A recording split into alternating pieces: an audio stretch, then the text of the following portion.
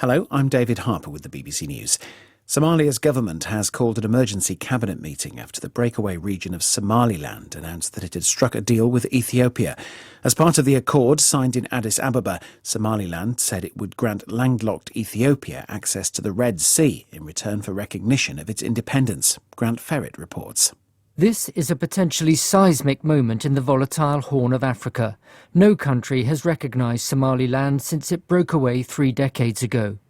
The Ethiopian Prime Minister Abiy Ahmed, who hosted the leader of Somaliland for the joint signing of a Memorandum of Understanding, said it was of huge significance for regional integration.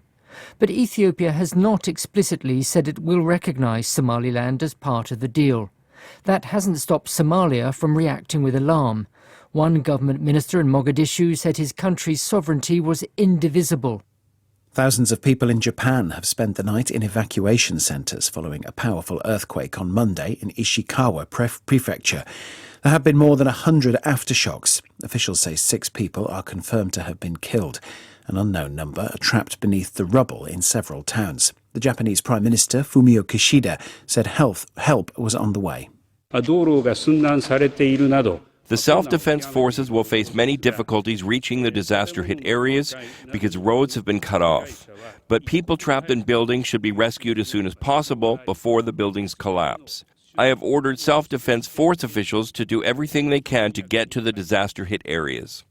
The Israeli government has sharply criticised a ruling by the Supreme Court which struck down judicial reforms that prompted months of mass protests last year.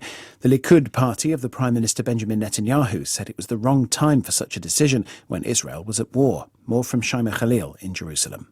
This is the Supreme Court taking its powers back, especially when it comes to the checks and balances on government decisions.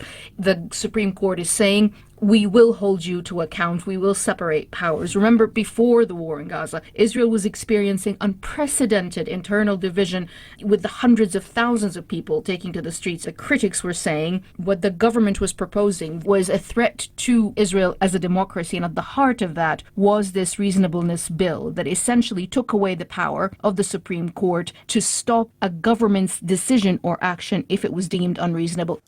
President Volodymyr Zelensky has dismissed suggestions that Russia is winning the war against Ukraine. In an interview, he said it was a mere feeling.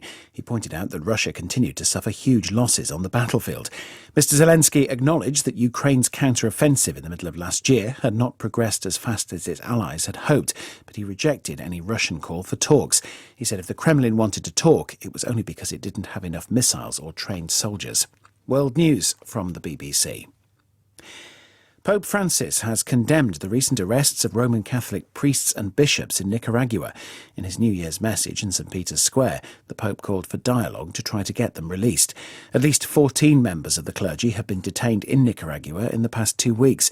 It's believed they irritated the authorities by mentioning the name of a detained bishop during their end-of-year sermons. More than 5,000 Cuban nationals were repatriated in 2023 after attempting to migrate to other countries. Most of the arrivals were from the United States, which signed a deal with Cuba's communist government 2 years ago, agreeing to deport anyone who tried to enter the country illegally by sea. Cuba is going through a serious economic crisis, which has led to unprecedented levels of migration. The British government says it has fulfilled a promise by the Prime Minister Rishi Sunak to clear a big backlog of outstanding asylum claims. Tens of thousands of migrants have been stuck in the system, awaiting an initial decision on their bid for refugee status. The Home Office says it has now cleared what it called the legacy backlog of applications dating back before June 2022. The renowned photographer who captured the struggles of black South Africans under apartheid, Peter Magubane, has died.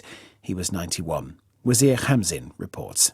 Peter Magubane started work as a driver at Drum magazine in the 1950s.